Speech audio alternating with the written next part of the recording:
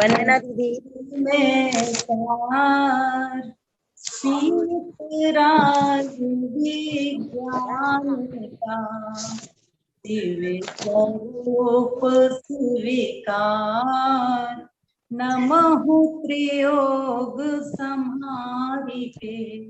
बोले देवादिदेव खजरट श्री आदिनाथ भगवान की जय। बोले देवादिदेव खजरट श्री पार्श्वनाथ भगवान की जय। भगवान की जय। 1008 श्री महावीर भगवान की जय। बोले प्रशांत मूर्ति शांति सागर शांति महाराज की जय। गुरु आचार्य श्री सुमति सागर जी महाराज की जय। बोले संत शिरोमणि आचार्य श्री विद्यासागर जी महाराज की जय। बोले सराफत महाराज ज्ञान सागर जी महाराज की जय। आचार्य श्री गुरु सागर जी महाराज की जय। सभी लोग 9 बार श्री शांतिनाथ भगवान का जाप करेंगे। ओम ह्रीं जगत शांति कराय श्री शांति नाथाय नमः। आप यहाँ बैठो मुझे ओम ह्रीं जगत शांति कराय श्री शांतिनाथाय नमः। सर्वोपद्रव शांति में कुरु कुरु स्वाहा। ओम ह्रीं जगत शांति कराय श्री शांतिनाथाय नमः। सर्वोपद्रव शांति कुरु कुरु स्वाहा। जगत शांति कराय सर्वोपद्रव शांति में कुरु कुरु स्वाहा। ओम ह्रीं जगत शांति कराय श्री शांतिनाथाय नमः। ओम ह्रीं जगत शांतिनाथाय नमः। स्वाहा। ओम ह्रीं जगत शांति कराय श्री शांतिनाथाय शांति कुरु कुरु स्वाहा। ओम ह्रीं जगत शांति कराय श्री शांतिनाथाय नमः। शांति में कुरु कुरु कुरु स्वाहा। जगत शांति कराय श्री शांतिनाथाय नमः।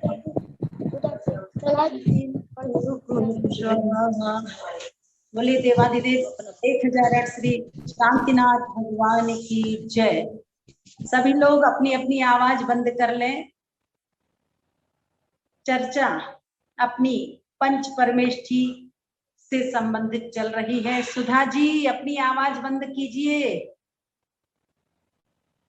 अरिहंताणम अरिहंत परमेष्ठी के लिए नमस्कार हो।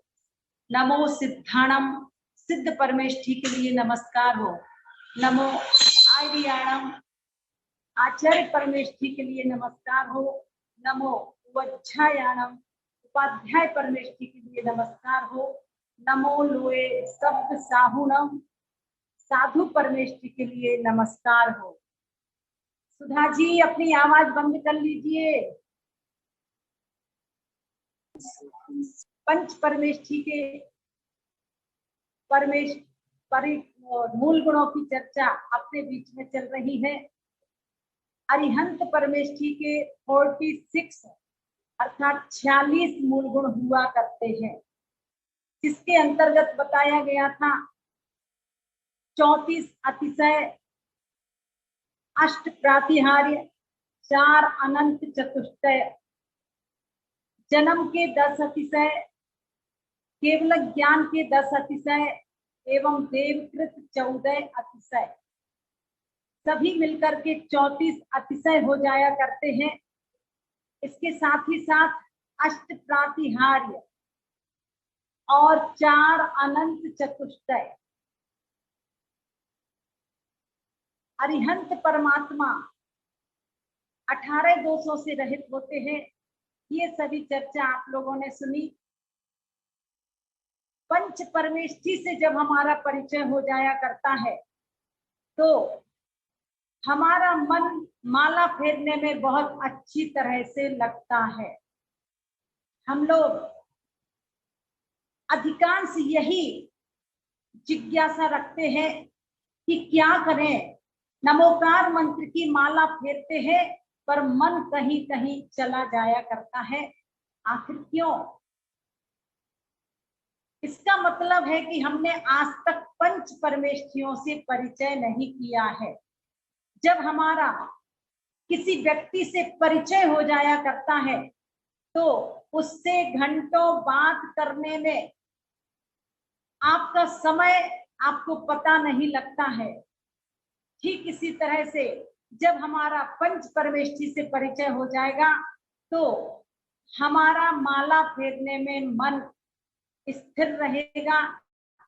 आचार्यों ने कहा है, एक दाने पर भी अगर हमारा मन स्थिर हो जाता है तो असंख्यात गुणी कर्मों की निर्जरा होती है। इसलिए आप अगर ये सोचकर माला फेरना बंद कर दें कि क्या करें, माला फेरने में मन नहीं लगता है, मन कहीं कहीं भाग जाया करता है, इससे अच्छा हम स्वाध्याय कर लें।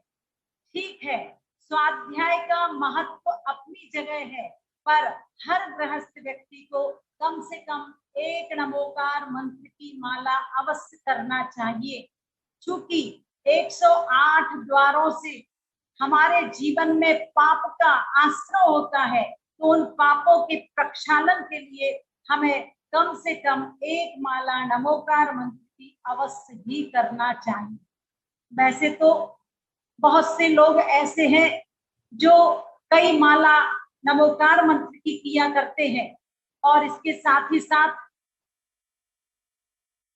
स्वाध्याय भी करते हैं, प्रभु की पूजन भी किया करते हैं, ध्यान भी किया करते हैं। क्योंकि श्रावकों की भूमिका में हमारे कुछ आवश्यक कर्तव्य आचार्यों ने बताए हैं, जिनका पालन करना बहुत आवश्यक है। कई बार आप सभी ने उन आवश्यक कर्तव्यों के नाम सुने हैं: देव पूजा, गुरु उपासना, स्वाध्याय, संयम, तप और दान। अपनी चर्चा चल रही है आचार्य परमेष्ठी के 36 मूल गुणों की। आप सभी को जन्म के 10 अतिशय याद हो गए होंगे कि प्रभु का जब जन्म होता है तो वह अत्यंत सुंदर शरीर से युक्त होते हैं, सुगंधित शरीर होता है, उनके शरीर में पसीना नहीं आता है, उनके शरीर में मलमूत्र की बाधा नहीं होती है, प्रिय हित वचन होते हैं, अतुल्य बल से युक्त होते हैं। साथ ही साथ उनके शरीर में जो खून होता है वो लाल रंग का नहीं होता है, सफेद रंग का होता है। उनके शरीर में 1008 सुलक्षण होते हैं, वज्र वृषम नारा सहनन होता है एवं सम चतुरस्र संस्थान होता है। इस तरह से जन्म के 10 अतिशयों की बात आपको याद रखनी है। विशेष बात यह है, बालक तीर्थंकर के जन्म से 3 ज्ञान होते हैं: मति ज्ञान, श्रुत ज्ञान, अवधि ज्ञान। और दीक्षा लेने के अंतर मुहूर्त पश्चात मनःपर्यय ज्ञान हो जाया करता है। और जब 4 घातीय कर्म नष्ट कर दिया करते हैं, अर्थात ज्ञानावरणी कर्म नष्ट हो जाता है, तब वह केवल ज्ञान से युक्त हो जाया करते हैं। और जब वही अरिहंत परमात्मा 4 अघातीय कर्मों का क्षय कर दिया करते हैं तो वही सिद्ध परमेष्ठी बन जाते हैं। कई लोगों के मन में ये जिज्ञासा रहती है कि अरिहंत परमेष्ठी अलग है, सिद्ध परमेष्ठी अलग है। तो देखिए, ध्यान रखें, अरिहंत परमेष्ठी ही सिद्ध परमेष्ठी बनते हैं। तब जब वही 4 अघातीय कर्म अर्थात वेदनीय, आयु, नाम, गोत्र, इन 4 कर्मों को नष्ट कर दिया करते हैं, तब वही सिद्ध परमेष्ठी कहलाते हैं। आज जितने भी भगवान हैं वह सभी सिद्ध परमेष्ठी कहलाते हैं। चाहे वो बाहुबली भगवान हो, चाहे वो महावीर भगवान हो, चाहे अनंत वीर आदि आदि, सभी सिद्ध परमेष्ठी के अंतर्गत आते हैं। हाँ, इतना अवश्य जानना, भगवान अनंत होते हैं पर तीर्थंकर सीमित हुआ करते हैं। इस तरह जैसे कि एक काल में 24 तीर्थंकर भरत ऐरावत क्षेत्र में होते हैं, विदेश क्षेत्र में हमेशा विद्यमान 20 तीर्थंकर कम से कम हुआ करते हैं। तो आइएगा, नमो आयरियाणम अर्थात आचार्य परमेश्वर को मेरा नमस्कार हो। बीच में नहीं बोलना, बाद में पूछना। हाँ, इसके साथ ही साथ अपनी चर्चा चल रही है आचार्य परमेष्ठी से संबंधित। कौन है आचार्य परमेष्ठी? बताया गया था जो संघ के नायक होते हैं, जो स्वयं 5 पंचाचारों का पालन करते हैं एवं शिष्यों को भी पंचाचार का पालन कराते हैं, जो पनिशमेंट देते हैं, अर्थात शिष्यों से अगर कोई गलती हो जाया करती है तो उनको प्रायश्चित देते हैं। शिष्यों की योग्यता देखकर, क्षमता देख करके उनको दीक्षा आदि प्रदान किया करते हैं, वह आचार्य परमेष्ठी कहलाते हैं। उनके 36 अर्थात 36 मूल गुण हुआ करते हैं। अब हमने कल चर्चा सुनी थी 12 प्रकार के तप 10 प्रकार के धर्मों को धारण करते हैं। अब आज चर्चा करनी है 5 प्रकार के पंचाचार। पंचाचार का मतलब होता है दर्शनाचार, ज्ञानाचार, चारित्राचार, तपाचार और वीर्याचार। ये 5 पंचाचार होते हैं। आप सभी याद रखेंगे, ज्ञानाचार, दर्शनाचार, चारित्राचार। ये कठिन नहीं है।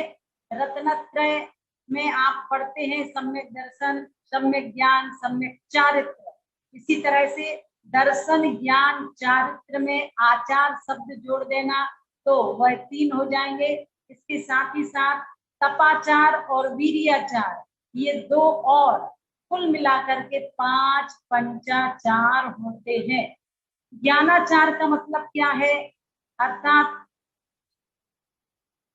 सम्यक ज्ञान को बढ़ाना और उसके दोष हटाना, ये ज्ञानाचार है। ज्ञान, दर्शनाचार, ज्ञानाचार, चारित्राचार, तपाचार, वीर्याचार, ये 5 पंचाचार है। सबसे पहले दर्शनाचार का लक्षण समझना है। सम्यक दर्शन में दोष नहीं लगने देना।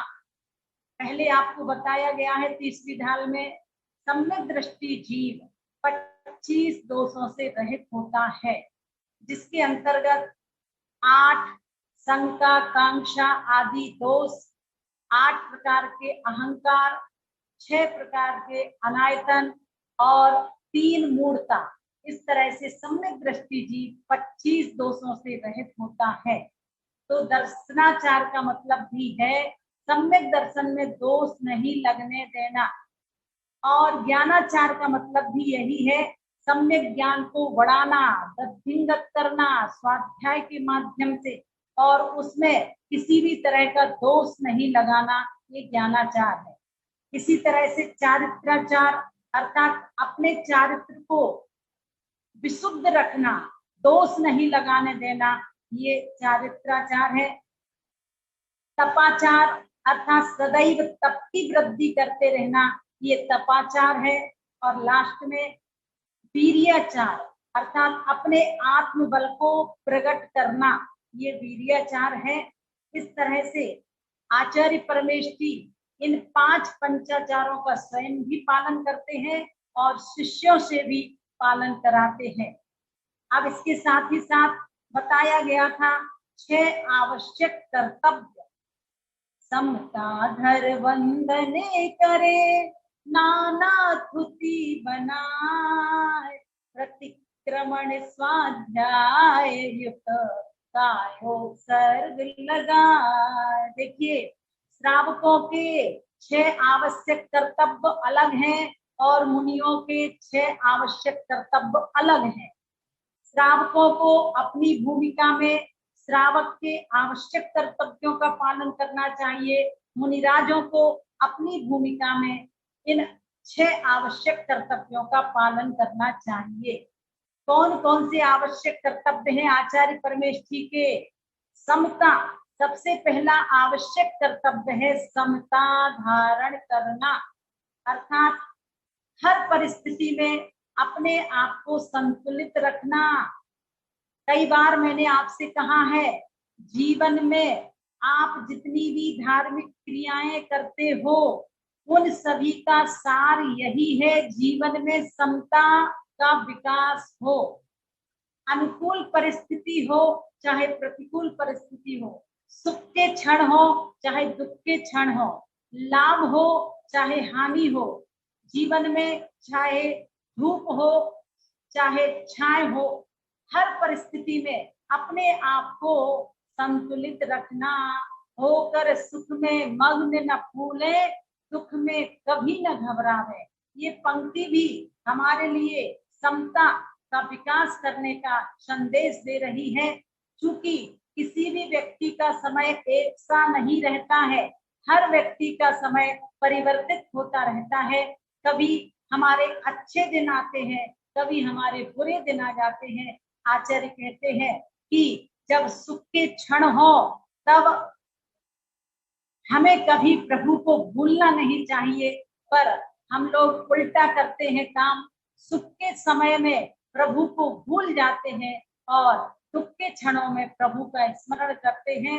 इसलिए तो किसी ने कहा है, दुख में सुमिरन सब करे, सुख में करे न कोई, जो सुख में सुमिरन करे, दुख काहे को होए।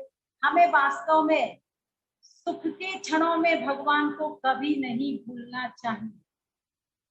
आज एक एक दिन अगर हमारा अच्छा निकल रहा है तो कहीं ना कहीं परमात्मा की बदौलत से ही यह अच्छे दिन निकलते हैं। ये निमित्त दृष्टि से कहा जाता है। वस्तुतः हमने पहले अच्छे कर्म किए होंगे, इसलिए हमारे लिए अच्छा फल मिल रहा है और अच्छे फल के स्वरूप, फल स्वरूप ही हमारा समय अच्छा निकलता है। और जब हमें जीवन में बुरे कर्मों का फल मिलता है तो हमारा समय बुरा हो जाया करता है। तो ऐसी परिस्थितियों में हमें कभी भी अपने आप में धैर्य नहीं खोना चाहिए, साहस रखना चाहिए। ये चर्चा आपको पहले भी बताई थी। समता आवश्यक कर्तव्य का पालन आचार्य परमेष्ठी किया करते हैं। दूसरे नंबर पर वंदन करें, वंदना करना, स्तुति करना। तीसरे नंबर पर देखिए, वंदना और स्तुति में क्या अंतर है।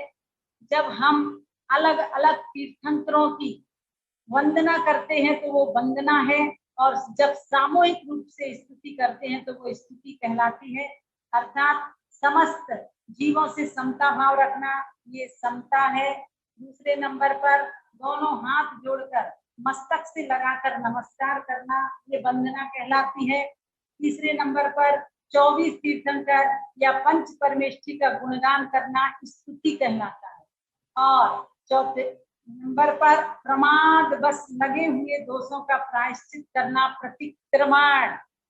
ब्रेन वॉशिंग की पद्धति, हमारे द्वारा बहुत सारे अपराध होते हैं, मन से, वचन से, काय से, कृत कार्य अनुमोदना से, तो उन सभी दोषों का प्रायश्चित करना, पश्चाताप करना, ये प्रतिक्रमण कहलाता है।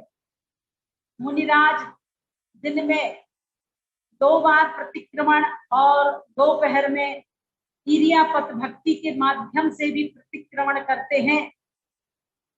महान मुनिराज, पापों का त्याग जिन्होंने कर दिया है, ऐसे मुनिराज प्रतिक्रमण करते हुए क्या कहते हैं, पहले भी बताया गया था। पापिष्ठेन दुरात्मना जड़ दिया, माया विना लोभिना। हे भगवान, मैं पापी हूँ।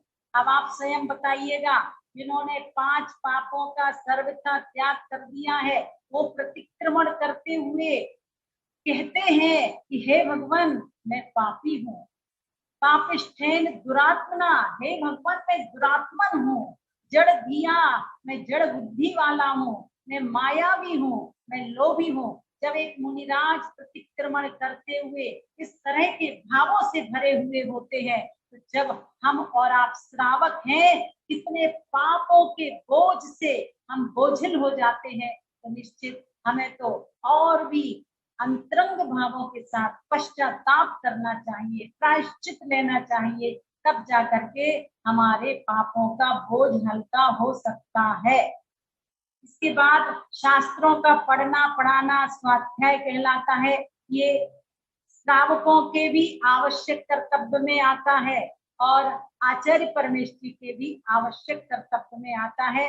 आपसे प्रश्न पूछा जा सकता है, ऐसा कौन सा आवश्यक कर्तव्य है जो दोनों में आया है, तो आपको उत्तर देना होगा स्वाध्याय आवश्यक कर्तव्य।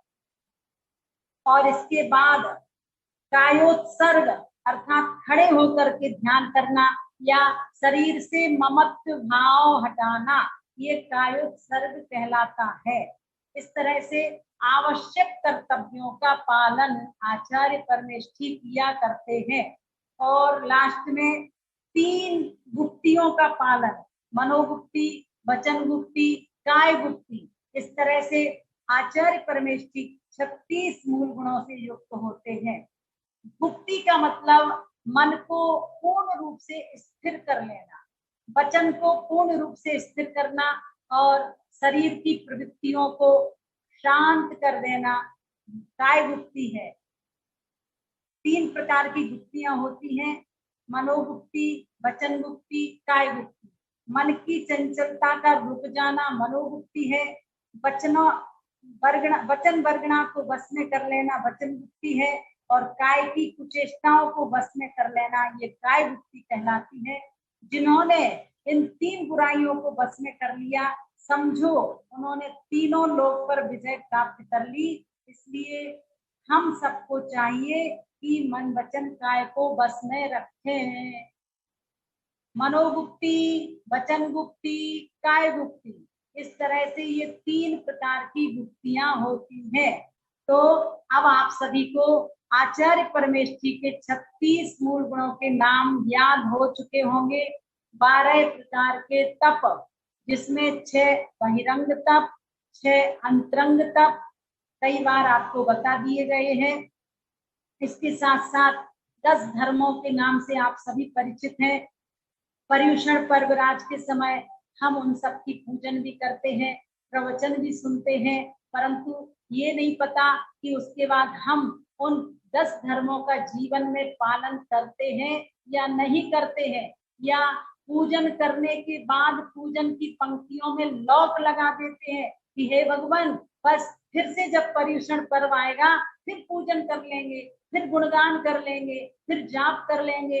तो पर्युषण पर्वराज से हमारा बस इतना ही नाता रह गया है, रिश्ता रह गया है। जबकि ये पर्युषण पर्व 10 दिन हमें सीखने के लिए मिलते हैं और 355 दिन हमें उनका पालन करना चाहिए, उनका प्रयोग करके देखना चाहिए। जब जब प्रतिकूल प्रसंग हो, हम कितने अंशों में सहिष्णुता या क्षमा भाव रख पाते हैं, तो निश्चित रूप से अगर ऐसा हम करेंगे तो हमारे जीवन में पर्युषण पर्व मनाना सार्थक हो जाएगा। तो 10-12 प्रकार के तप, 10 प्रकार का धर्म, 5 प्रकार का पंचाचार, 6 प्रकार के आवश्यक कर्तव्य और 3 प्रकार की गुप्तियों का पालन करना, इस तरह से 36 मूल गुण आचार्य परमेष्ठी के हो गए।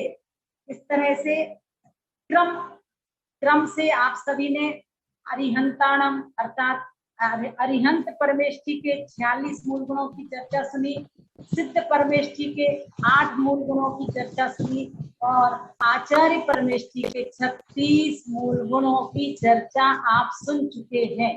अपने बीच में अब चर्चा चलेगी नमो उपाध्यायाणम अर्थात उपाध्याय परमेष्ठी के लिए नमस्कार हो। कौन है उपाध्याय परमेष्ठी? तो जो स्वयं पढ़ते हैं एवं दूसरों को पढ़ाते हैं वो उपाध्याय परमेष्ठी कहलाते हैं। उनके 25 मूल गुण होते हैं। इसकी चर्चा हम और आप सभी कल सुनेंगे। और अब 6 ढाला ग्रंथ की चर्चा अपने बीच में चल रही है। पंडित दौलत राम जी ने बहुत ही सरल भाषा में बहुत ही अच्छे तरीके से हम संसारी प्राणियों के लिए संसार के दुखों से छुटकारा पाने के लिए रास्ता बताया है कि इस रास्ते पर चल करके हम सच्चे सुख की प्राप्ति कर सकते हैं। अगर आप वास्तव में सुख की फसल चाहते हो तो सुख के बीजों का वपन करना होगा। आपसे अगर मैं पूछूं आप सुख चाहते हो या दुख चाहते हो, कहना हम तो एक ही उत्तर देंगे कि सभी सुख चाहता है संसार का प्राणी और दुखों से डरता है, किंतु सुख चाहते हुए भी सुख के काम नहीं करता है। कोई भी व्यक्ति ऐसा नहीं है जो पाप का फल चाहता हो, परंतु पाप के कार्यों को नहीं छोड़ पाता है। इसलिए जीवन में हम पूर्ण रूप से सुख प्राप्त नहीं कर पा रहे हैं। तो आइएगा, अगर हम चाहते हैं सच्चे सुख की प्राप्ति करना तो हमें जीवन में सम्यक दर्शन, सम्यक ज्ञान, सम्यक चारित्र को धारण करना होगा। कई बार आपको बताया गया है मिथ्या दर्शन, मिथ्या ज्ञान, मिथ्या चारित्र ये संसार की वृद्धि कराने में माध्यम बनते हैं और सम्यक दर्शन, सम्यक ज्ञान, सम्यक चारित्र ये संसार को घटाने में माध्यम बनते हैं। तो हमें अपने जीवन में निश्चित रूप से सम्यक दर्शन, ज्ञान, चारित्र को धारण करना है ताकि ये संसार नष्ट हो जाए और हम भी एक दिन भगवान जैसा सिद्धत्व स्वरूप प्राप्त होके अनंत अनंत गुणों का खजाना प्राप्त कर सके। चलिए, प्रथम ढाल में आप सभी ने चारों गतियों के दुखों की चर्चा कई बार सुनी है और सुना है हमने दूसरी ढाल के माध्यम से मिथ्या दर्शन, मिथ्या ज्ञान, मिथ्या चारित्र को। अनादिकाल से 7 तत्वों के प्रति हमारा जो विपरीत श्रद्धान है वही अग्रहित मिथ्या दर्शन कहलाता है। 7 तत्वों के प्रति जो विपरीत ज्ञान है वो अग्रहित मिथ्या ज्ञान है और 5 इंद्रियों के विषयों में जो आसक्ति है वह अग्रहित मिथ्या चारित्र है। इसके साथ साथ छोटे देव शास्त्र गुरु के माध्यम से जो 7 तत्वों के प्रति विपरीत श्रद्धा है वह ग्रहित मिथ्या दर्शन है और छोटे शास्त्रों को पढ़ना, रागी द्वेषी के द्वारा लिखित शास्त्रों को पढ़ना, विषय कसायों का पोषण करने वाले शास्त्रों को पढ़ना ये ग्रहित मिथ्या ज्ञान है। और ग्रहित मिथ्या चारित्र किसे कहा था? जो ख्याति, पूजा, लाभ आदि की भावना से शरीर अलग है, आत्मा अलग है, इसका ज्ञान न करते हुए शरीर को छीण करने वाली तपस्या करना, अग्नि लगा करके बैठ जाना, पंचाग्नि तप तपना आदि आदि ये सब ग्रहित मिथ्या चारित्र है। इस तरह से आप सभी ने दूसरी ढाल में 6 बातों की चर्चा सुनी थी। तीसरी ढाल के अंतर्गत आप सभी को बताया गया था निश्चय मोक्ष मार्ग, व्यवहार मोक्ष मार्ग। निश्चय मोक्ष मार्ग और व्यवहार मोक्ष मार्ग के साथ साथ हमने पढ़ा था व्यवहार सम्यक दर्शन, निश्चय सम्यक दर्शन, निश्चय सम्यक ज्ञान, निश्चय सम्यक चारित्र। परिभाषा आप सभी को याद होगी।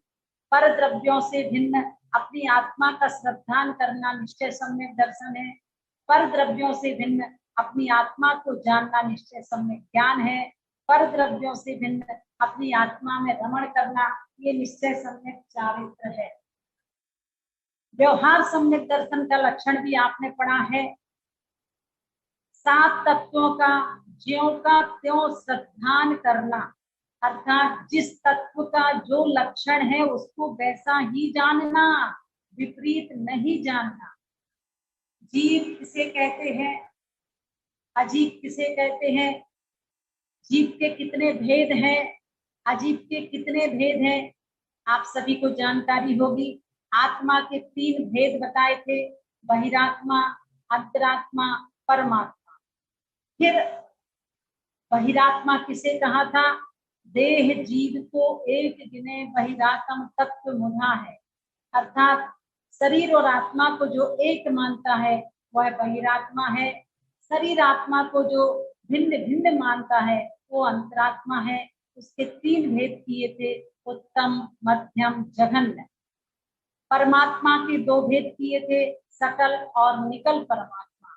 शरीर सहित जो आत्मा है, केवल ज्ञान से युक्त जो आत्मा है, उनको अरिहंत परमेष्ठी कहा था और वह सकल परमात्मा कहलाते हैं।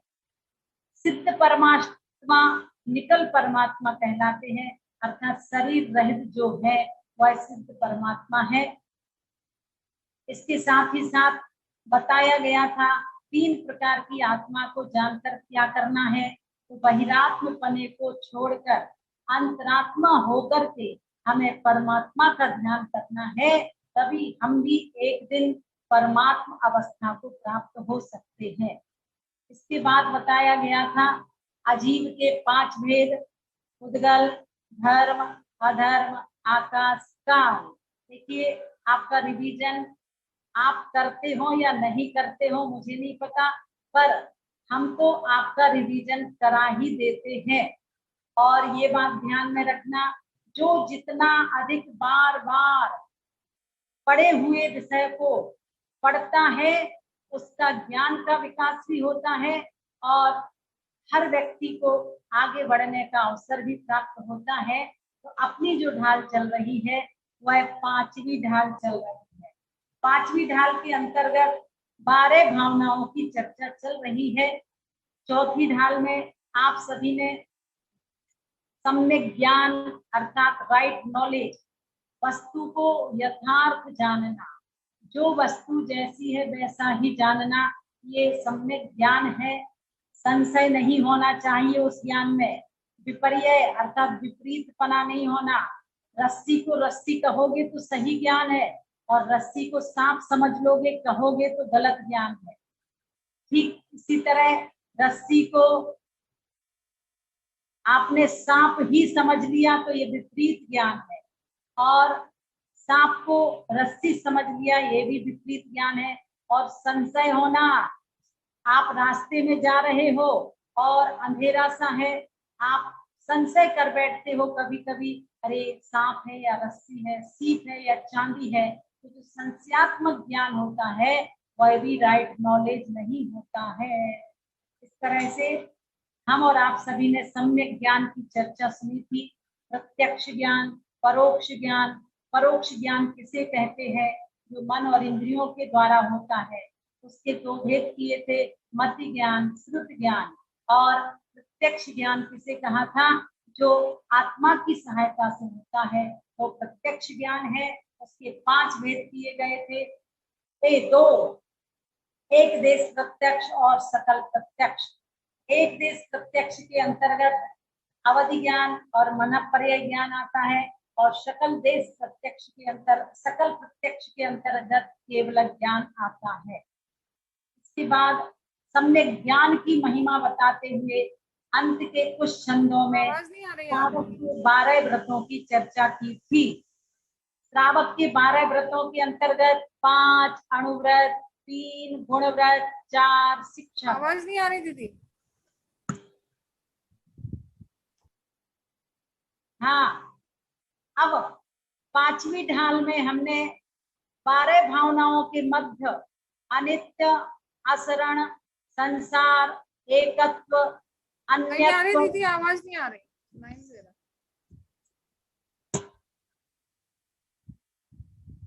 असुचि भावना आदि आदि 11 भावनाओं की चर्चा पढ़ ली है, और अब हमें पढ़ना है धर्म भावना की चर्चा। अब आ रही है क्या आवाज? जी दीदी आ रही है। आवाज आ रही है?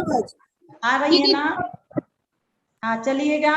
अब अपनी भावना जो अंतिम है वो धर्म भावना है, और उस धर्म भावना से संबंधित आज हम और आप सभी को छंद पढ़ना है। जो भाव मोहते न्यारे, दृग ज्ञान व्रतादिक सारे, सो धर्म जिय धारे, तब ही सुख अचल निहारे। देखिए, कल आपको बताया गया था कि इस लोक की रचना किसी ने नहीं की है।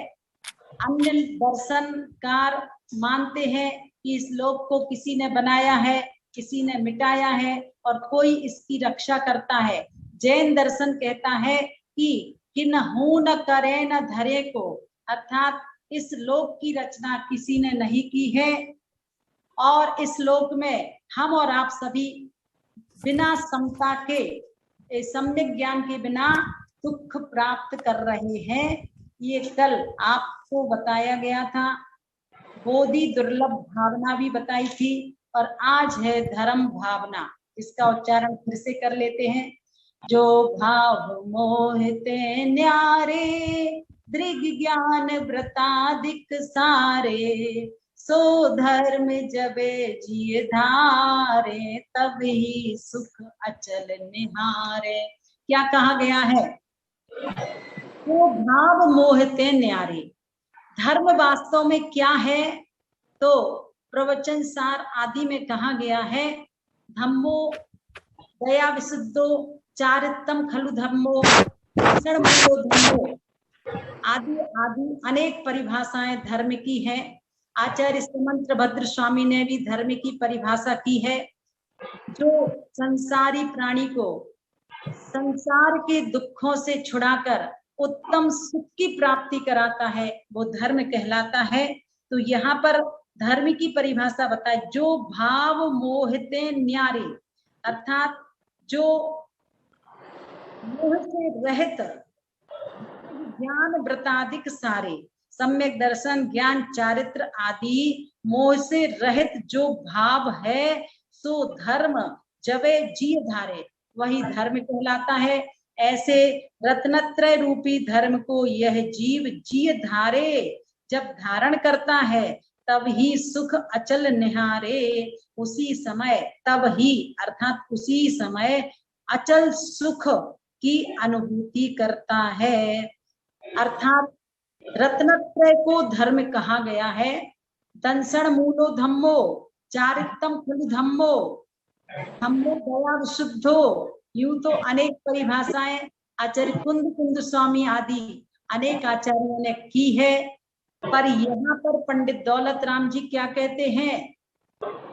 सम्यक दर्शन ज्ञान चारित्र आदि मोह से रहित जो भाव है, जो भाव मोहते न्यारे, क्योंकि धर्म राग द्वेष मोह आदि भावों से रहित हुआ करता है।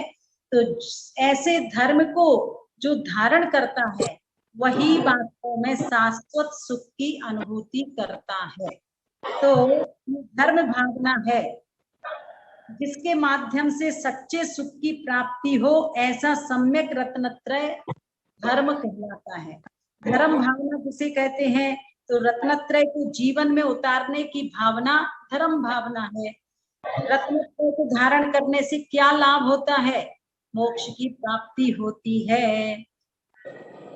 ऐसे ये अचल सुख की प्राप्ति का क्या उपाय है?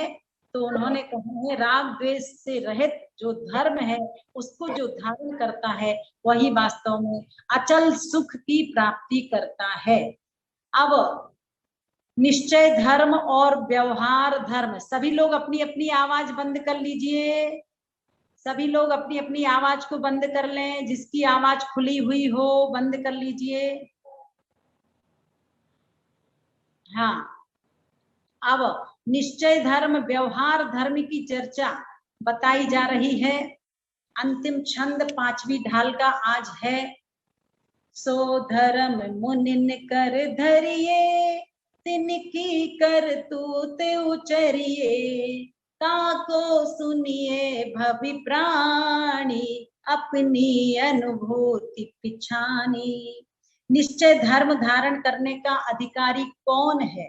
देखिए, सो धर्म मुनिन कर धरिए, राग द्वेष मोह से रहित धर्म कौन धारण कर सकता है? तो कहते हैं मुनिराज धारण करते हैं। हमारी भूमिका में राग द्वेष मोह से रहित अवस्था नहीं हो पाती है, किंतु मुनिराज राग द्वेष मोह से रहित अवस्था का लक्ष्य बना करके जीवन में रत्नत्रय को धारण करते हैं। सो धर्म मुनिन कर धरिए, ऐसा धर्म, कौन सा धर्म? सम्यक दर्शन, सम्यक ज्ञान और सम्यक चारित्रात्मक धर्म मुनिन कर धरिए, पूर्णता बीतरागी मुनियों और मुनिराजों द्वारा धारण किया जाता है। और तिनकी करतूत उचरिए, कहते हैं उन अध्यात्म वेत्ता ज्ञान ध्यान तपस्या में लीन मुनिराजों के कर्तव्यों को कहा जा रहा है। भवि प्राणी, हे भव्य प्राणियों, ताको सुनिए उन मुनिराजों की दिनचर्या, क्योंकि छठवीं ढाल में सकल चारित्र का वर्णन करने वाले हैं पंडित दौलत राम जी। उसी की भूमिका यहाँ पर बनाई गई है कि वो धर्म, रत्नत्रय रूपी जो धर्म है उसको मुनिराज धारण करते हैं और उन मुनिराजों के कर्तव्यों को आगे कहा जा रहा है। हे भव्य प्राणियों, ताको सुनिए, उन मुनिराजों के आचरण का वर्णन अब छठवीं ढाल में किया जाता है। सकल चारित्र जिसे कहा गया था, ऐसे संयमाचरण और स्वरूपाचरण की बात समझकर अपनी अनुभूति पिछानी क्या करो? तो कहते हैं अपने निज शुद्धात्म स्वरूप की पहचान करो। तो ये पंडित दौलत राम जी ने हम सभी को अंतिम उपदेश दिया है, अंतिम शिक्षा दी है कि जिस रत्नत्रय रूप धर्म का पालन मुनिराज करते हैं। अब मुनिराजों की कर्तव्यों की चर्चा छठवीं ढाल में की जा रही है, जिसे सकल चारित्र और लास्ट में स्वरूपाचरण चारित्र की चर्चा। देखिए अब छठवीं ढाल में जैसे आप नर्सरी आदि पढ़ते पढ़ते 5वीं कक्षा पार कर चुके होते हैं, तो अब छठवीं कक्षा में कुछ नए सब्जेक्ट होते हैं। अब भले ही आज आप लोग अपने अपने बच्चों को प्रारंभिक ज्ञान करा दिया करते हैं स्कूल में जाने से पहले ही, तो हम और आप सभी को भी अपने जीवन में श्रावक के 12 व्रतों का पालन करने के साथ साथ महाव्रत धारण करने की भावना भाना चाहिए। तो कल से छठवीं ढाल प्रारंभ होगी, जिस छठवीं ढाल में सकल चारित्र की चर्चा बताई है कि मुनिराज किस तरह से पूर्ण पापों का त्याग करके महाव्रतों का पालन करते हैं, जैसे अहिंसाणुव्रत, सत्याणुव्रत, अचौर्याणुव्रत, ब्रह्मचर्याणुव्रत, अपरिग्रह व्रत आदि की चर्चा श्रावक के 12 व्रतों के अंतर्गत की थी, एक देश चारित्र के अंतर्गत। अब यहाँ पूर्ण पापों का त्याग करके सकल चारित्र का पालन करने वाले मुनिराज किस तरह से उन पापों का त्याग करते हैं, यहाँ पर वही चर्चा छठवीं ढाल में की जाएगी। तो 5 ढाल आप सभी की पूर्ण हो चुकी हैं, अब छठवीं ढाल प्रारंभ होगी और प्रच्छना का समय हो गया है मुझे लगता, अन्यथा एक छंद ले लेते हैं छठवीं ढाल का। विशद व्याख्या कल की जाएगी। सत्य काय जीवन हननते, सब विधि दरब हिंसा टरी, रागादि भाव निवारते, हिंसा न भावित अवतरी, जिनके नलेस मृषान जल मृण हूँ बिना दियो गए, 8-10 सहस विद सील धर, चिद ब्रह्म में नित रमी रहे। देखिए सबसे पहले अहिंसा महाव्रत का पालन मुनिराज किया करते हैं, उसकी परिभाषा समझनी है। सट काय, 6 प्रकार के काय वाले जीव होते हैं। पृथ्वी का एक, जल का एक, अग्नि का एक, वायु का एक, वनस्पति का एक और त्रस का एक। इनके अंतर्गत एकेंद्री से लेकर पंचेंद्री तक के सभी जीव आ जाते हैं।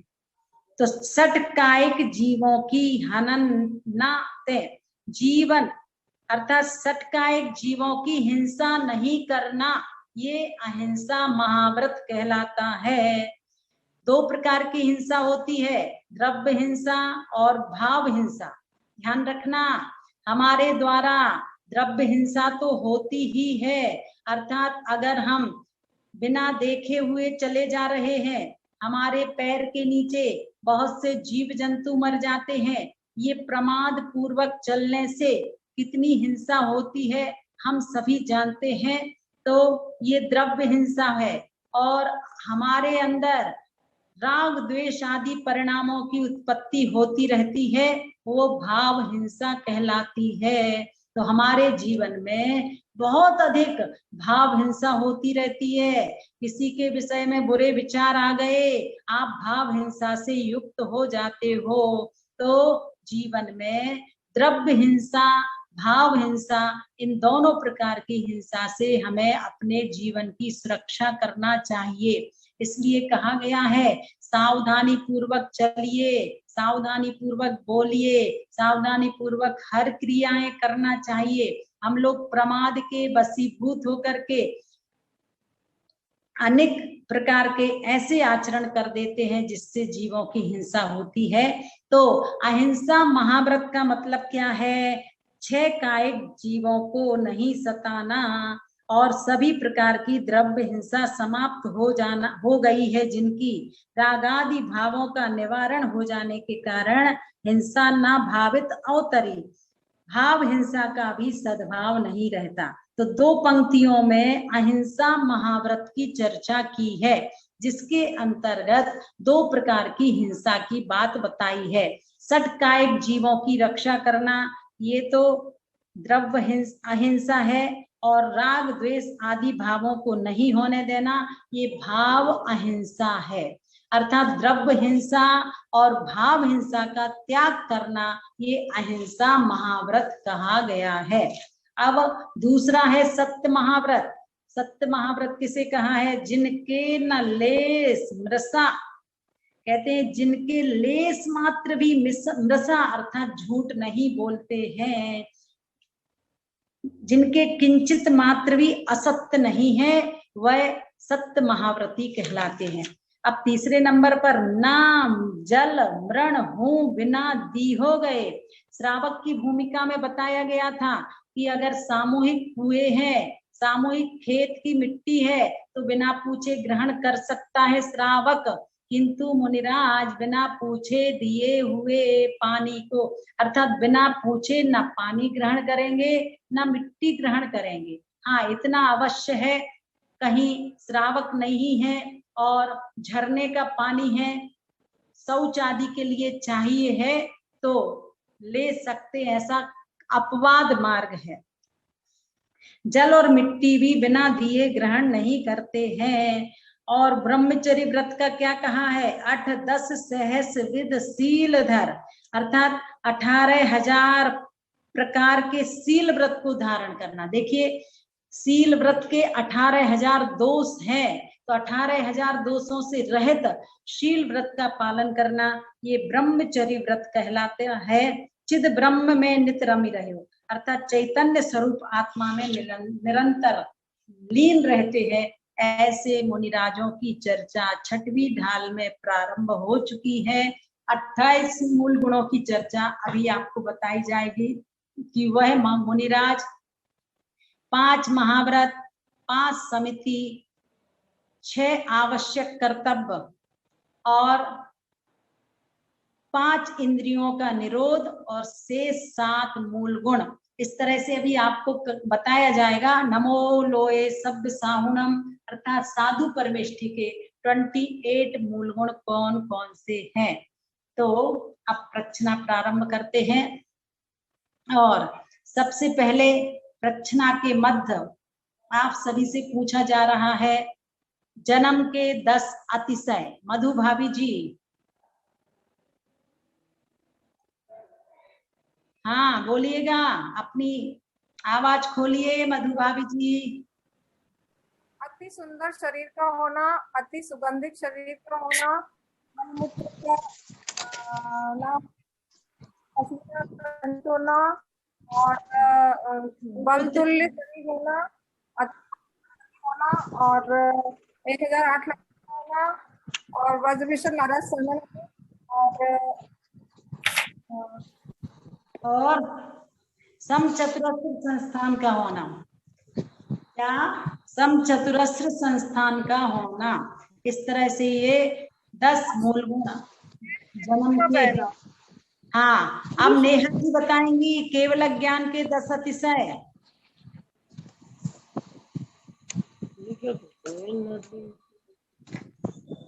आवाज खोलिए, आवाज खोलिए। हाँ दीदी, वंदना दीदी। चारों ओर 200 योजन तक सुकाल हो जाना, 6 ऋतुओं के फल फूल आ जाना और भगवान का चतुर्मुख होना,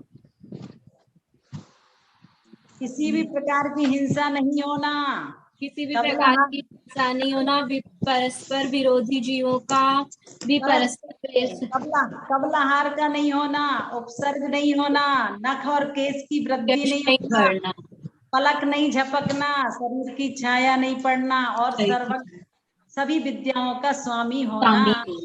कि आप लोग दोहा याद कर लो तो अच्छी तरह से आपको ये विषय याद हो जाएगा। उर्मिला भाभी जी, आपको अष्ट प्रातिहारियों के नाम बताना है। उर्मिला भाभी जी, अष्ट प्रातिहारियों के नाम बताइए। सपना भाभी, हाँ कौन बता रहा? उर्मिला भाभी। दीदी हम बताएं? नहीं, वो भी उर्मिला भाभी। दीदी नंदबाई से बताऊं मैं? अच्छा दीदी, अशोक रथ सिंहासन छत्र चमर भामंडल दिव्य धनी डुंडी भाजे और पुष्पवृष्टि। हाँ बहुत अच्छा। अब नदवई वाली भाभी बताएंगी 4 अनंत चतुष्टय कौन कौन से हैं? अनंत दर्शन, अनंत सुख, अनंत वीर्य, अनंत ज्ञान और अनंत वीर जी। सुनो, अरिहंत और सिद्ध परमेष्ठी में कौन से परमेष्ठी बड़े हैं? नदवई वाली भाभी जी। सिद्ध परमेष्ठी बड़े माँ दीदी। फिर अरिहंतों को पहले नमस्कार क्यों किया? क्योंकि उन्होंने हमको बताया कि सिद्ध भगवान कैसे होते हैं, कैसे सबके बारे में बताया। बहुत अच्छा। और अब गरिमा बहन बताएगी। गरिमा बहन बताएगी दाता के 7 गुण कौन कौन से हैं? दीदी वरना। हाँ जय जिनेंद्र जी। हाँ जय जिनेंद्र। श्रद्धा, भक्ति, शक्ति, तुष्टि, निर्लोभता, विवेक, क्षमा। विवेक और क्षमा। श्रद्धा, भक्ति, शक्ति, तुष्टि, विवेक, क्षमा, निर्लोभता या अलुब्धता। आप सभी लोग बहुत लगन से पढ़ रहे हो और एक दूसरे को और प्रेरणा दीजिएगा तो धर्म के प्रति सभी की श्रद्धा आस्था मजबूत बने, यही भावना रहती है। बबीता जी बताएंगी बहिरात्मा किसे कहते हैं? ये जो शरीर और आत्मा को एक मानता है वो बहिरात्मा है। और परमात्मा के कितने भेद हैं? परमात्मा के 2 भेद हैं, सकल परमात्मा, निकल परमात्मा। हाँ प्रीति दिल्ली बताएंगी सकल परमात्मा कौन है, निकल परमात्मा कौन है? दीदी निकल परमात्मा सिद्ध भगवान है और सकल परमात्मा अरिहंत भगवान है। हाँ, अब 4 घातीय कर्मों के नाम सीमा जैन बताएंगी तिजारा वाली भाभी जी। दीदी वंदना दीदी, अनंत मोहिनी, ज्ञानावर्णी, दर्शनावर्णी, मोहिनी और अंतराय। हाँ, अब इन 4 कर्मों के 6 से क्या क्या गुण प्रकट होते हैं ये बताइए। अनंत दर्शनावर्णी के 6 से अनंत दर्शन, ज्ञानावर्णी कर्म के 6 से अनंत ज्ञान, मोहिनी कर्म के 6 से अनंत सुख और अंतराय कर्म के 6 से अनंत वीर्य। बहुत अच्छा। कमलेश भाभी जी, अब आपको बताना है अंतरात्मा के कितने भेद हैं? या सपना भाभी जी बताइए, कौन बताएगा? दीदी 6 भेद हैं। हाँ, कौन से? 6 भेद हैं। नहीं, अंतरात्मा के कितने भेद हैं? अंतरात्मा के कितने भेद हैं? दीदी कमलेश बता रही हूँ। हाँ, तो 3 भेद हैं। कितने भेद हैं बोलिए? 3 भेद। 3 भेद हैं। और सभी लोग अपनी आवाज बंद कर लीजिए। दीदी 3 भेद है, मध्यम, उत्तम, मध्यम, जघन्य। हाँ, जघन्य कौन है? आवर्ती, सम्यक दृष्टि। बहुत अच्छा। हाँ, और उत्तम अंतरात्मा कौन है? उत्तम उत्तम उत्तम 24 परिग्रह से रहित मुनिराज। बहुत अच्छा। और अब बताएंगी आनंद कुमार जैन, बताएंगे क्या? वंदना दीदी। जी हाँ जय जिनेन्द्र, आप बताइएगा व्यवहार सम्यक दर्शन क्या है? नहीं पता जी। 7 तत्वों का यथार्थ श्रद्धान करना। पंच परमेश्वर के नाम बता दीजिए। अरहंत, सिद्ध, आचार्य, उपाध्याय, साधु। साधुओं के कितने मूल गुण हैं? 36 जी। साधु परमेश्वर 28। हाँ चलिए, कोई बात नहीं है ना। और अब कल्पना जी बताएंगी। 28। हाँ कल्पना जी, आप बताइएगा 5 पंचाचारों का के नाम और परिभाषा। वंदना दीदी। जी हाँ जय जिनेन्द्र। ज्ञानाचार, दर्शनाचार, चैत्राचार, तपाचार और वीर्याचार। हाँ, दर्शनाचार किसे कहते हैं? मतलब जो सम्यक दर्शन का निर्दोष पालन करना। हाँ, सम्यक ज्ञान का मतलब वो ज्ञानाचार का मतलब सम्यक ज्ञान को बढ़ाना, सम्यक ज्ञान को बढ़ाना और उसमें दोष नहीं लगने देना। बहुत अच्छा। और तपाचार, चारित्राचार का मतलब चारित्राचार का मतलब होता है कि जो सम्यक चारित्र है उसको समीचीन रूप से पालन करना, विशुद्ध बनाए रखना, वो चारित्राचार है। और सदैव तप की वृद्धि करते रहना तपाचार है। 12 तपों का पूर्ण पालन करना। और आत्मिक बल को वृद्धिंगत करना, प्रकट करना, ये वीर्याचार है। ये किसके मूल गुणों में आते हैं 5 पंचाचार? आचार्य परमेश्वरी के मूल गुणों में। और कनक जी बताऊंगी गुप्तियां कितनी होती है? आवाज बंद कर लीजिए। कल्पना जी आवाज बंद कर लो। 3 गुप्ती होती है, मन गुप्ती, वचन गुप्ती, काय गुप्ती। हाँ, अपनी अपनी आवाज बंद करते जाइए। आचार्य परमेश्वर के 6 मूल गुण कौन कौन से हैं बताएंगी मीना जी। अपनी आवाज बंद कर लीजिएगा। आनंद जी, जी अपनी आवाज बंद कर लीजिए। कनक जी, आनंद जी अपनी आवाज बंद कर लीजिए। सरिता जी बताएंगी 6 आवश्यक कर्तव्य मुनिराजों के कौन कौन से हैं आचार्य परमेश्वर। सरिता जी बताएंगी क्या? हाँ, कौन बताएगा? मधु जी। दीदी हम बता दें। समता, वंदना, प्रतिक्रमण, स्वाध्याय, का उत्सर्ग।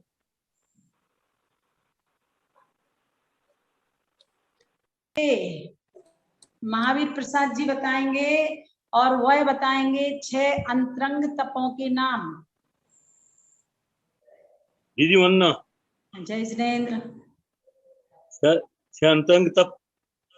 प्रायश्चित, विनय, वैयाव्रत, स्वाध्याय, संयम और ध्यान और व्युत्सर्ग है ना। हाँ मधु जी आप बताइएगा अनंत चतुष्टयों के नाम। मधु भाभी, ओ मधु आंटी, मधु जी सुन नहीं रही क्या? हाँ चलिए। नितिन भाई, ओ नितिन भाई बोलो कसाई कितनी होती है? आवाज खोलिए। आवाज नहीं आ रही दीदी। आवाज खोलिए। कसाई कितनी होती है नितिन भैया? 4। कौन कौन सी? क्रोध, मान, माया, लोभ। आपके अंदर कितनी कसाएं हैं?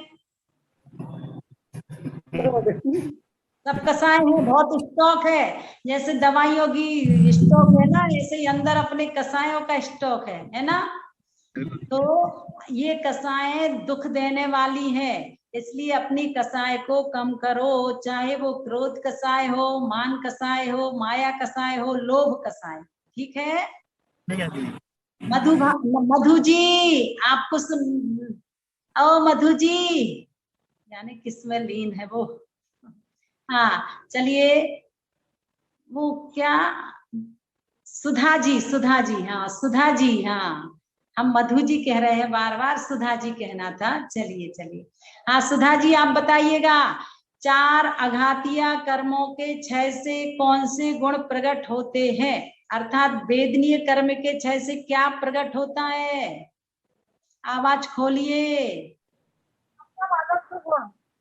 आप नहीं बोलो भाभी जी। अच्छा हाँ, इनको बोलने दीजिए, सुधा जी को। अनंत सुख प्राप्त होता है। अनंत सुख नहीं, अव्ययवाद सुख बोलिए। अच्छा है ना? अव्ययवाद। आयु कर्म के 6 से कौन सा गुण प्रकट होता है? आयु कर्म के 6 से कौन सा गुण प्रकट होता है? आयु कर्म के 6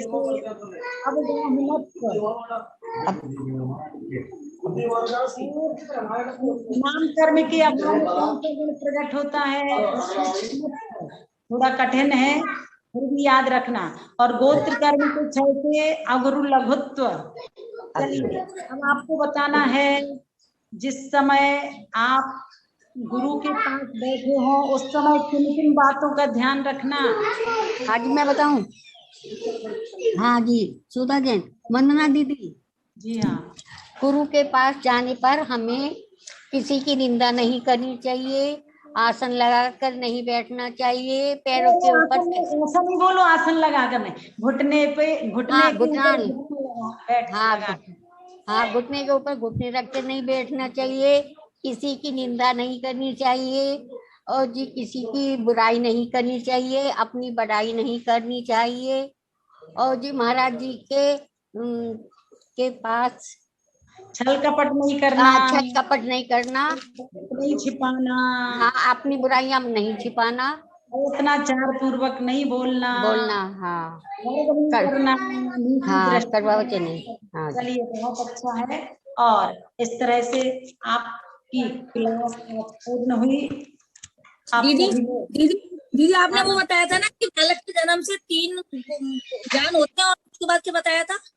क्या आपने बताया था बालक के जन्म से 3 ज्ञान होते हैं, मन, सुनो बालक तीर्थंकर के, यानी कि जो तीर्थंकर होता है, तीर्थंकर होते हैं बाल अवस्था में, तो उनके जन्म से 3 ज्ञान, मति ज्ञान, श्रुत ज्ञान, अवधि ज्ञान, ये 3 ज्ञान होते हैं। और मन पर्याय ज्ञान दूसरे ज्ञानों बताया था दीदी, वो कब होता है? मना पर्याय ज्ञान दीक्षा लेने के अंतर मुहूर्त पश्चात होता है। अर्थात जब दीक्षा लेते हैं उसके बाद अंतर मुहूर्त के पश्चात, यानी अधिकतम 45-48 मिनट के बाद। दीदी नामकरण एक ज्ञान होता है, वो केवल ज्ञान अकेला होता है। अच्छा हाँ क्या बोल रहे हैं दीदी? नामकर्म के 6 से कौन सा गुण प्रकट होता है? नाम कर्म के 6 से सूक्ष्मत्व, सूक्ष्म शब्द लिख दीजिए उसमें, त्व सूक्ष्मत्व। दीदी वंदना और स्तुति के बारे में बताया था ना, एक बार फिर से बता देना जरा, वंदना और स्तुति में फर्क क्या है? फिर से पूछिए, किसने क्या पूछा है? दीदी वंदना और स्तुति के बारे में भेद बता दो, क्या अलग अलग वो है उसमें? दीदी नारकी जी पंचरी जी होते हैं। क्या कह रही हो? क्या आप फिर से जी होता है? क्या कह रही कल्पना बहन? नारकी, हाँ नारकी जी पंचेंद्री जी होता है। नारकी जी पंचेंद्री होते, ये पूछ रही हो? आपकी आवाज स्पष्ट समझ नहीं आ रही है। हाँ दीदी यही पूछ रही है। हाँ वो पंचेंद्री ही होते हैं, है ना? नारकी जी पंचेंद्री, और वो भी सैनी पंचेंद्री होते हैं। हाँ और किसी को कुछ पूछना हो? दीदी वंदना और स्तुति के बारे में पूछना है दीदी। सुनिए, निगोदिया जीव नियम से एकेंद्रीय होते हैं, त्रियंच गति के जीव कहलाते हैं। हाँ दूसरी दीदी एक क्वेश्चन पूछना है। बोलिए। दीदी निगोदिया जीव कौन से होते हैं? निगोद में निगोदिया जीव होते हैं। निगोद क्या होता है? निगोद क्या कैसे पता चलता है? देखिए, ये वनस्पति काय के अंतर्गत ही आते हैं। हाँ। तो उसमें जो एक श्वास में जन्म मरण 18 बार जन्म मरण करते हैं, ऐसे जीवों को निगोदिया जीव कहा जाता है, जिनके सहारे अनेक जीव रहते हैं। यानी यानी नियम से गोद अर्थात जो अनेक जीवों को स्थान देता है वो निगोदिया जीव कहलाते हैं। एक जीव के आश्रित अनंत अनंत जीव रहते हैं, जिसको कि अपन ने सब प्रतिष्ठित प्रत्येक कहा था, अप्रतिष्ठित प्रत्येक कहा था। उसके दो भेद किए थे आपके बीच में। हाँ, सब प्रतिष्ठित और अप्रतिष्ठित। सूक्ष्म, हाँ, सूक्ष्म जीव भी हैं, बादर जीव भी हैं, अलग अलग तरह से जीवों तो के। दीदी इसमें बोलते हैं हम निगोद से आए हैं। अगर कोई क्वेश्चन पूछता है आप तुम कहाँ से आए हो, तो निगोद से आए हैं, तो इसका क्या आंसर होता है? कहाँ मतलब? देखिए, वैसे तो निगोद स्थान कोई फिक्स स्थान पर नहीं है, फिर भी मतलब वैसे तो निगोदिया जीव ठसाठस पूरे लोक में भरे पड़े हैं। फिर भी मतलब निगोदिया जीव का मतलब होता है एक शरीर के सहारे अनेक जीव जो होते हैं वो निगोदिया जीव कहलाते हैं। एक निगोद यानी निरे जीव जिसकी गोद में रहते हैं वो निगोदिया जीव कहलाते हैं। ये हेड ऑफिस है निगोद अवस्था। तो क्या दीदी सिलसिला पे भी निगोद जीव रहते हैं? जहाँ एक शरीर में अनंत जीव और जन्म लेते हैं, मरण करते हैं, इस तरह से वो निगोदिया जीव कहलाते हैं। तो दीदी सिलसिला पे भी रहते हैं निगोदिया जीव? हाँ, सिद्धशिला पर भी निगोदिया जीव रहते हैं। सर्वत्र सूक्ष्म निगोदिया जीव तो सर्वत्र है, बताया था पहले। हाँ जी, हाँ जी। सूक्ष्म निगोदिया जीव सर्वत्र हैं। यहाँ तक कि सिद्ध प्रभु के आत्म प्रदेशों में भी निगोदिया जीव आ रहे हैं। दीदी हाँ दीदी एक तारीख की क्लास भेज दीजिएगा। ठीक है। दीदी आपने को बताया था कि पार्श्वनाथ सुपार्श्वनाथ तो महावीर स्वामी पे उपसर्ग आया था, तो सुपार्श्वनाथ पे कौन सा उपसर्ग आया था? श्री सुपार्श्वनाथ, पार्श्वनाथ और महावीर भगवान, इन तीनों के ऊपर उपसर्ग आया। वैसे तो केवल यानी कि जो तीर्थंकर होते हैं उनके ऊपर उपसर्ग होता ही नहीं, पर ये हुंडाव सर्पणी काल के दोष की वजह से 3 तीर्थंकरों के ऊपर उपसर्ग हुआ है। पर ये केवल ज्ञान से पहले पहले ही हुआ है, केवल ज्ञान के पश्चात उपसर्ग नहीं होता है। दीदी सुपार्श्वनाथ का कल प्रसंग बता दीजिएगा, उपसर्ग का कल बता दीजिएगा प्रसंग। किसका? सुपार्श्वनाथ भगवान जी का। सुपार्श्वनाथ पुराण या महावीर पुराण में लिखा होगा, फिर भी ठीक है, देखते हैं, मिलेगा तो जरूर बताएंगे ना। ठीक है। दीदी आप पीछे जो मंथ की कह रहे थे ना, वो आपने भेजा नहीं फोटो। क्या मंथ की कह रहे थे ना, विसर्जन करते समय मंत्र बोलना चाहिए। थोड़ा सा स्पष्ट आवाज में बोलिए।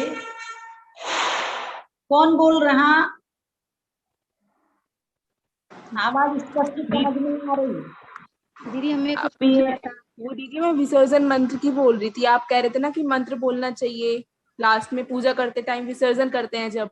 हाँ, आपने वो भेजा नहीं। जी जी जी जी, वो वाला मंत्र हमने अभी आप लोगों को भेजा नहीं है, तो आप लोग या तो उच्चारण लिख लीजिएगा या पुस्तकों में ढूंढ लेना। वैसे आता है ओम ह्राम ह्रीम ह्रूम ह्रौम ह्रः असि आउषा अर्हदादि परमेष्ठना पूजा विधि विसर्जनम करोमि अपराध क्षमापनम भवतु यह यह यह। इस तरह से है। तो या तो कल इसकी फोटोकॉपी ग्रुप में डलवा देंगे ना, तो सबको मिल जाएगी। ठीक है। जावाणी के ज्ञान ते सूझे लोकालो, सो वाणी मस्तक नमो सदा देत ही दो। हे जिनवाणी भारती तो ही जपू दिन रे, जो तेरी शरणा गहे सो पावे सुख चैन। देव भजू अरिहंत को गुरु सेवा निर्गन, दया धर्म पालो सदा यही मोक्ष का पंथ। सब मंत्रों में श्रेष्ठ है महामंत्र नवकार, इसीलिए सब मिल पढ़ो महामंत्र नवकार।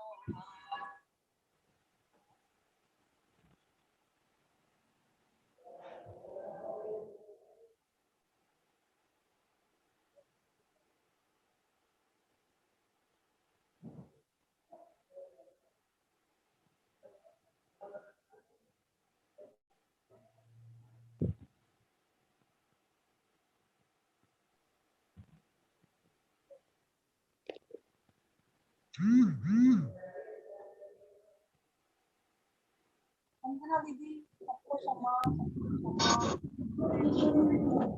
मणि माता की जय। सभी से ओम नमः, सबको क्षमा सबसे क्षमा, ओम नमः सबको क्षमा सबसे क्षमा। दीदी वंदना। वंदना दीदी। जय जनेन्द्र, जय जनेन्द्र, जय जनेन्द्र। सभी लोग ठीक क्लास भेज दीजिएगा।